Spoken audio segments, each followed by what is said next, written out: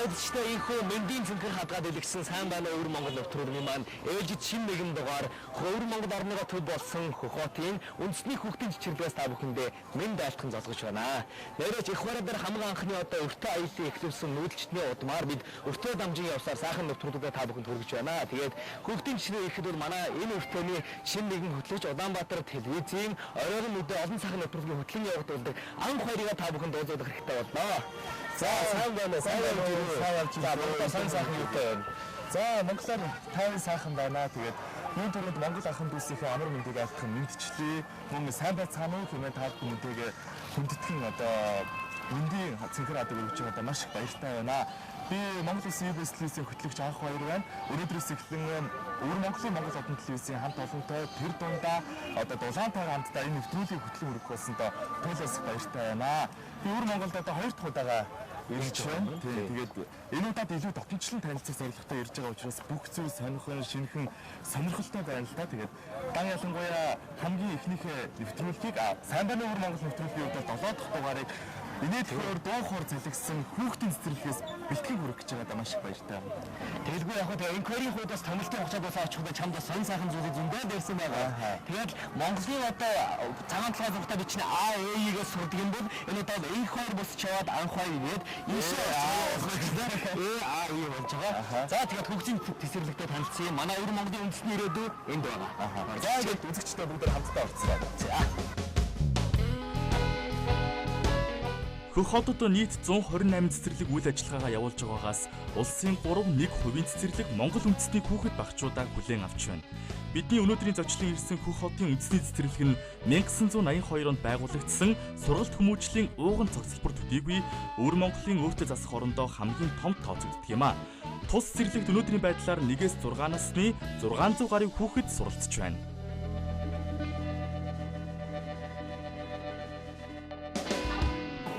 Өглөөний 7 цаг 50 минут болж байна. Дулаан дээр яг одоо хүүхдийн цэцэрлэг ч одоо хэдэн настай хүүхдийн анги лээ? Өөрөөсөө бага анги юм уу? Бага анги чинь 3-6 насны хооронд одоо 3 тал хүүхдүүд байгаа юм шиг.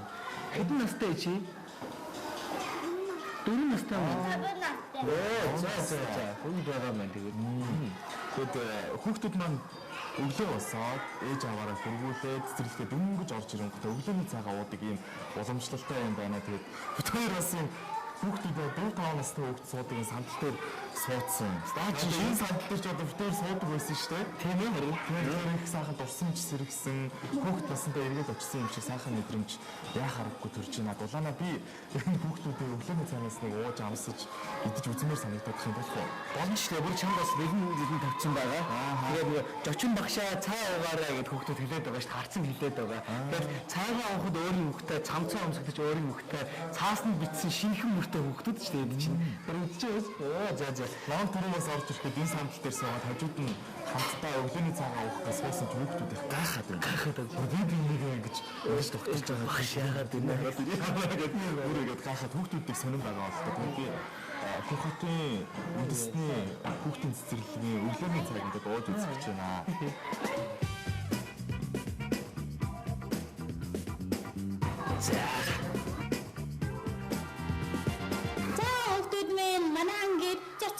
Ирсэн байна. Бид зочин багшаар дуугаар ухдаг юм уу? Багшаар дуугаар ухдаг гэж байгаа юм бэ? Манайс нарныхан хүүхд гэсэн дуугаар өргөх гэвэл нарны хүүхдүүд ч одоо Монголын урлагийн ертөнцийн сор улсын бүтээлүүдийн нэг бол яхаа аргагүй нэрээ тийм шүү дээ. Тийм эдгүүгээс 13 жилийн өмнө Монгол улсын соёлын гавь зүтгэлтний яруу найрагч, сэтгүүлч, үржингийн хөрөл байгууллагын шүлгээр Монгол улсын урлагийн гавь зүтгэлтийн хөгжмийн зохиолч манай UBS телевизийн ерөнхий захирал Балхчгийн аяар одоо мэндэлж Монгол улсын гавь жүжигчин нэгдсэн үндэсний байгууллагын хүүхдийн сангийн элч дуучин Ариун гэсэн амжилтсыг үзэгчд маань сайн санаж байгаа байхаа. Тэгээд энэ мэдчлэн дуунуудыг одоо өвөр Монголын хүүхдүүд цэцэрлэгийнхээ хичээлд ашиглаж байгаа маш их талархалтай хандж байна. Тэгээд хүүхдүүдээ багш нь энэ дууг эхлүүлээ. Тэгээд бүгдээрээ хамтдаа нарны хаан хүүхдүүд гэсэн сайхан дуугаа дуулъя. Нарны гэрэл хүүхэд насан цэцэг шиг харуулъя. Наашлах цагийн замыг товчлон цэнхлийн дуугаар үргэлж баян дуугаар хүмүүсээ хүүхдийн сайн сайхны төлөө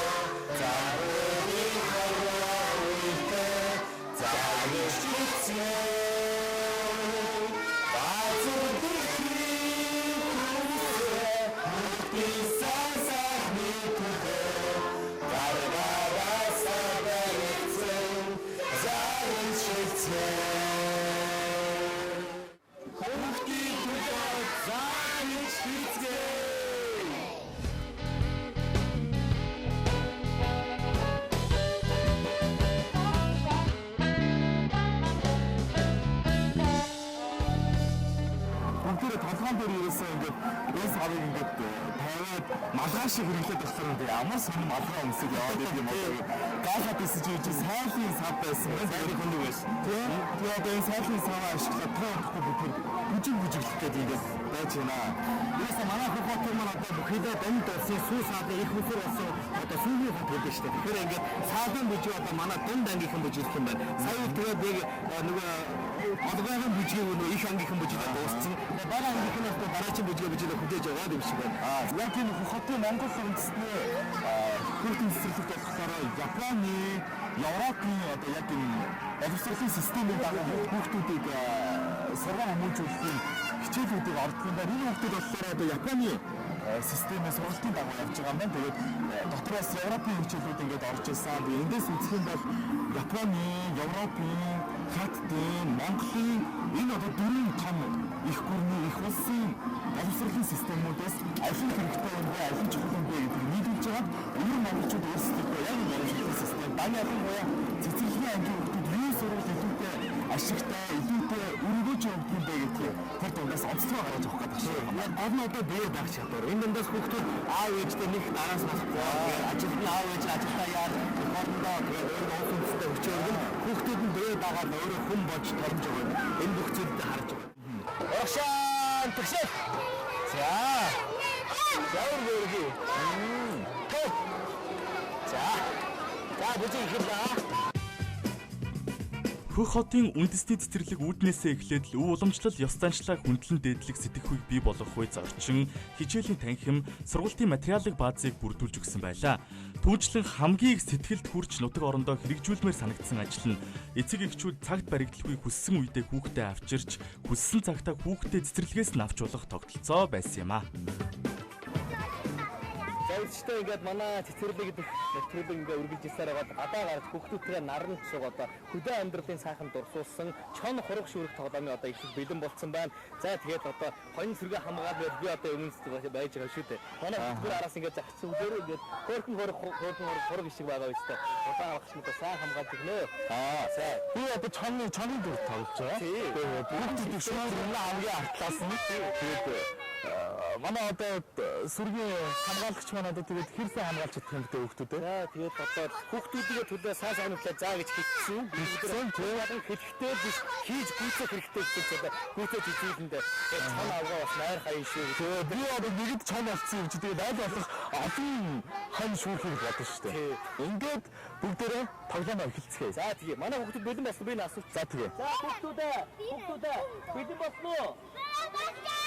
За бэлэн болцсон байгаа мэн. За багшаа аваад гөрөө. За. Багшаа аваад гөрөө. За багшаа аваад гөрөө.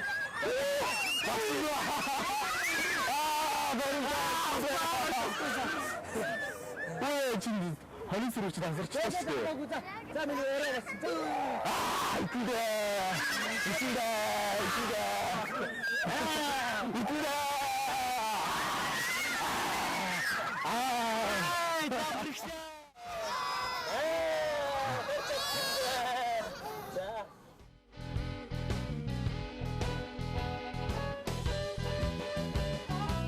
За тэгээд Монгол улсаас ирсэн анх хоёр багш та нартай бүхэн дуу айлж өгөх гэж байна шүү. За. Харацаа шууны дэгэшигээ хаарсан дундуура тасархая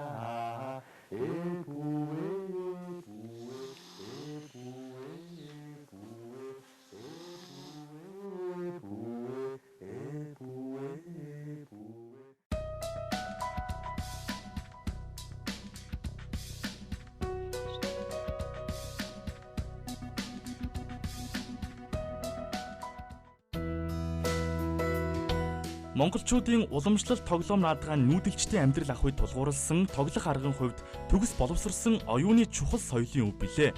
Ардын тоглоомын санд 15 бүлгийн 800 гаруй тоглоом байдгаас зөвхөн хөлөгт тоглоом л гэхэд 130 гаруй, шагаан наадгаа 80 гаруй байдаг хэмээн үздэг. Хүүхдэд мал сүргээ маллаж өсгөх, ан агнах, ах цахаа хүндлэх ёсыг хэвшүүлэх чухал ач холбогдолтой тул өдөр бүр уламжлалт тоглоом наадгаагаар тоглуулахыг чухалд тооцдог юм байна. За үзэгчдээ дулаан бит хоёр яг одоо морь уралдуулах тоглоом наадгаа тоглож байна. Цэцэрлэг дотор яг одоо Монгол гэрт сууж байгаа юм шиг ийм сайхан орчинд тэгээд Монголынхоо үндэсний тоглоом наадгаагаар ингээд тоглоод сууж байна гэдэг бол яхаа аргагүй бахархах, омог шиг сэтгэл төрж байна.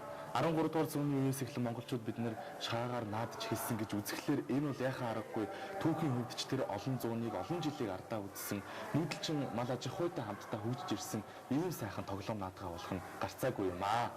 Нэрэж тийм байдаг шүү дээ. Тэр гарч орц орныг хандуулж ярих юм бол энэ наадгаа маань ингээд 800 жил нүүдэлчин монголчууд умартын их хураа дээр гарч ирсэн цагаас эхлээд одоо ингээд нааш явсан бүх цагийг маань одоо үзүүлж байгаа шүү дээ. Яг энэ нүүдэл нөгөө 800 жилийн түүх төрчгээрээ харагдаж байгаа юм шиг морд соолгоцсон харагдаж байна л да. Тэгэл хүүхдүүд ингээд өнөөдөр ингээд байшин сууж асар барилгын дунд байгаа ч гэсэн монгол гэртээ ирээ. Тэгээд тооноор тусгар нарны туяа харцаа морь хараа урд өдрийн ингээд шинж байна гэж ингээд сууж байгаа юм. Хөхөтийн одоо бас цэцэрлэгийн бас хүүхд шуухтай ингээд сайхан сурцуулж байгаа бас нэг бахархал гэдэг бид хоёр бас дээрээ ирж үзлээ. Дээрээс энэ хүүхдээ өгөх нэг сан талтай гэдэг нь харагдаж байгаа шүү дээ. За үзчтэй ихээ одоо үндэсний хүүхдийн чичээрний хүүхдийн одоо бие даах чадварыг одоо нэм дэш багаас нь одоо номын сургууль номхны сургууль гэдэг ойлголтоор ингээд тусгай гэр өрөө байгуулж өгөөд яг том хүний ертөнд нийгмийн үзэгдлээ одоо тэр чинь өгж харуулдаг юм байна л да. Тэр чанд одоо аль нь яван таалагдаж байгаа юм дотроос Бүгд ахуй наснда монголчууд бид нэр чинь айл гэртэж тоглоё гэж тийм одоо хэдийгээр тоглох ингээд чулуу өрөө шавраар гэсэн тийм гэрийн эзэндээ хаал авч өгөөд хүүхдээ цэцэрлэгтэн явуулаад бид нэрээсээ зөөлийг айл гэртэж ингэж тоглож их зовоотой өнгөрүүлдэг бол энэ хүүхдийн цэцэрлэг болохоор ерөөсөө бүх одоо орчин нөхцөлийг нь бий болгох тийм хотой болгосон тийм банк гоосаа салон намын дэлгүүр эмнэлэг эмнэлэг ерөөсөө байхгүй юм байна байхгүй юм шиг байна. Хүүхдийн ертөнцид юу ч дутхгүй гэдэг шууд үзүүлээ өгсөн байна.